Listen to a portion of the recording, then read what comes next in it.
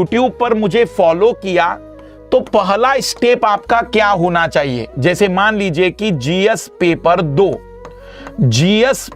2 आपने मुझसे कवर किया, तो ये आप लोगों को विषय समझाने के लिए है, ये सब्जेक्ट को समझाने के लिए है, अकॉर्डिंग टू सिलेबस चीजों को एक्सप्लेन करने के लिए है, और सबसे ज्यादा जरूरी ये आपके यूपीएससी की डिमांड को पूरा करने के लिए है। अब आप अपने लेवल पर सेल्फ तैयार करना चाहते हैं तो इसके बाद सेल्फ तैयार करिए एनसीईआरटी को। इसके बाद सेल्फ तैयार कर सकते हैं लक्ष्मीकांत की किताब को। पर अगर आप इसको सेल्फ नहीं तैयार करते और आप इसकी क्लासेस करते हैं तो वो कोई बुरा थोड़ी है भाई, वो कोई बुरा थोड़ी है, वो भी चलेगा, उसकी भी क्लासेस। इन तीनों को तैयार करना, खुद नोट्स बनाना कोई बुरा नहीं है, वो भी चलेगा। जरूरी यह है कि एक शिक्षक आपको मिलना चाहिए जो उस विषय में चीजों को समझाए, परीक्षा की डिमांड के अनुसार आपको बताए कि उस विषय में आपको क्या कवर करना है, उस विषय में आपको कौन कौन से टॉपिक पढ़ने हैं, उस विषय को पढ़ते समय क्या सोचना है और किस तरीके से प्रश्नों को सॉल्व करना है। जब आप ये चीज समझ लेते हैं तो उसके बाद आप उसके नोट्स बनाते हैं, उसके बाद आप उस नोट्स को याद करते हैं, यह सेल्फ स्टडी कहलाएगा। पर सेल्फ स्टडी ये नहीं है क्योंकि हम पीएचडी नहीं कर रहे हैं किसी सब्जेक्ट में कि रिसर्च चल रही है, सर पॉलिटी में रिसर्च कर रहा हूं मैं कि कैसे केंद्र और राज्य के संबंध 21वीं सदी में बदल रहे हैं। इस समय मैं ये कोई जानकारी और खोज करने में नहीं लगा हूं मैं, क्योंकि मुझे अपनी तैयारी का एक लिमिटेड टाइम मिला है।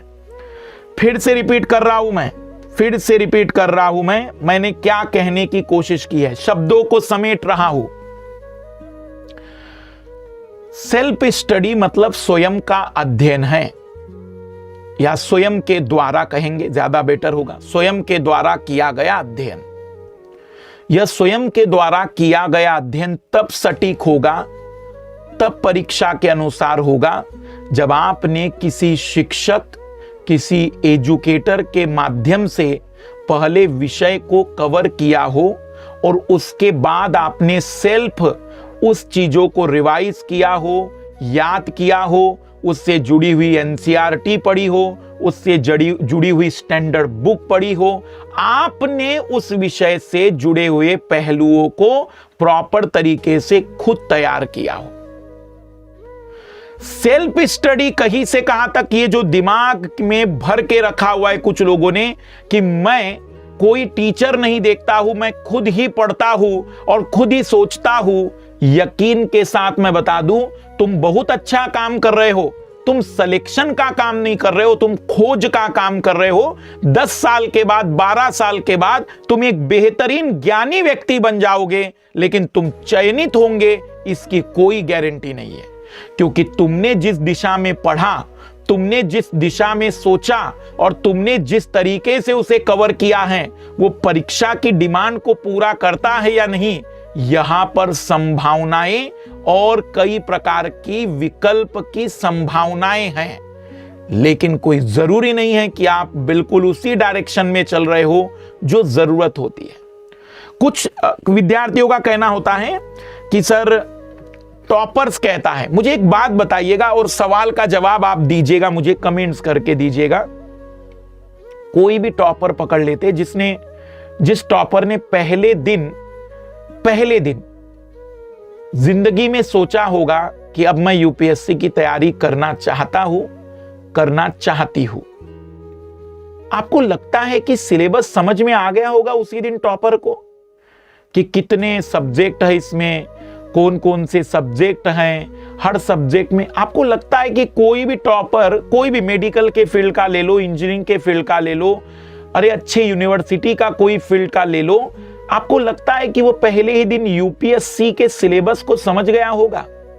हमने तो वो मास्टर तक देख लिए जो 5-5 सालों से दावा करते हैं कि हम यूपीएससी को पढ़ाते हैं, उनको यहां तक नहीं पता कि पेपर 1 में कितनी यूनिट है और पेपर 2 में कितनी यूनिट है।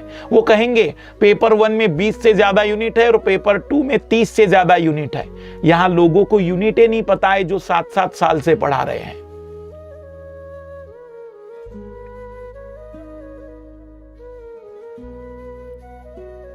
तो फिर कैसे आपने सोच लिया कि हाँ, उस स्टूडेंट ने जो आज कह रहा है कि हाँ मेरी रैंक आई और मैंने पूरी सेल्फ स्टडी की है।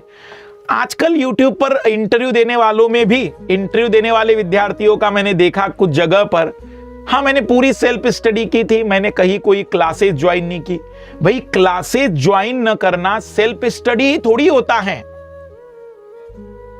आपने कोई गाइडलाइन यूज की होगी ना। मेरी शब्द पर गौर करना, मेरे आज के क्लास लेने का मकसद क्या है।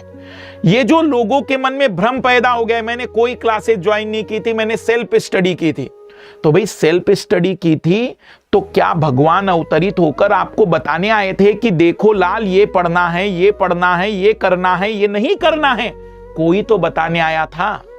इसका मतलब आपने सेल्फ नहीं किया था, आपने एक मार्गदर्शक लिया होगा, उस मार्गदर्शक से चीजें पता की होगी, फिर उस मार्गदर्शक के अनुसार चीजों के अनुसरण किया होगा और फिर आप परिणाम लाए होंगे।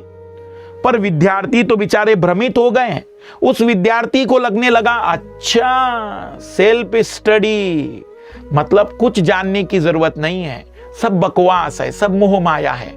आ जाते हैं कक्षा 6वीं से 12वीं तक की एनसीईआरटी ले लेते हैं, स्टैंडर्ड बुक बताई होगी टॉपर ने वो ले लेते हैं, शुरू कर लेते हैं तपस्या। तो शुरू करते हैं और शुरुआत कर दी तपस्याओं की। तो ऐसा लगता है कई लोगों को कि बस अब आईएएस बन जाएंगे। क्या मेरी बात को आप समझ पा रहे हैं? मैं आज ये क्लास इसलिए ले रहा हूं क्योंकि पिछले 15 दिनों से लगातार विद्यार्थियों से मुलाकात जब मेरी हुई तो उन्हें लगा कि सेल्फ स्टडी मतलब खुद किताबें खरीदकर पढ़ लेना, ये सेल्फ स्टडी नहीं है, ये मूर्खता है। आपको पहले एक बेहतर मार्गदर्शक चुनना पड़ेगा, फिर वो ऑनलाइन से चुनिए, पैसे देकर चुनिए, ऑफलाइन से चुनिए या फिर यूट्यूब से चुनिए, लेकिन आपको पहले एक मार्गदर्शक चुनना पड़ेगा जो आपको बताए कि क्या पढ़ना है, क्या नहीं पढ़ना है, और आप उस मार्गदर्शक के अनुसार तैयारी की शुरुआत करें।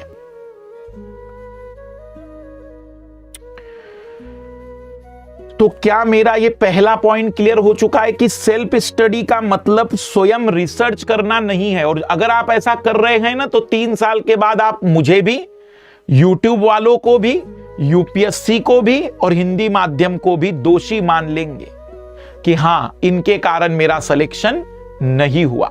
मेरा व्यक्तिगत सजेशन है कि उससे ज्यादा बेहतर है कि आप केवल एक बेहतर मार्गदर्शक को चुनिए। जैसे मैं यहां पर एक एग्जाम्पल देना चाहूंगा, यहां पर मैं एक और चीज समझाना चाहूंगा कि जो सेल्फ स्टडी और एनसीईआरटी का मतलब, करंट अफेयर का मतलब तैयारी पूरी नहीं होना है। अगर ऐसा होता ना तो यूपीएससी इतना सिलेबस समझाती नहीं, बल्कि यूपीएससी सिलेबस में लिख देती, यूपीएससी सिलेबस में लिख देती कि भाई इतना क्यों समझ रहे हो, एनसीईआरटी प्लस करंट अफेयर पढ़ लो, हो गई तैयारी। ये सब भ्रम है, ये सब केवल अपने अपने स्वार्थ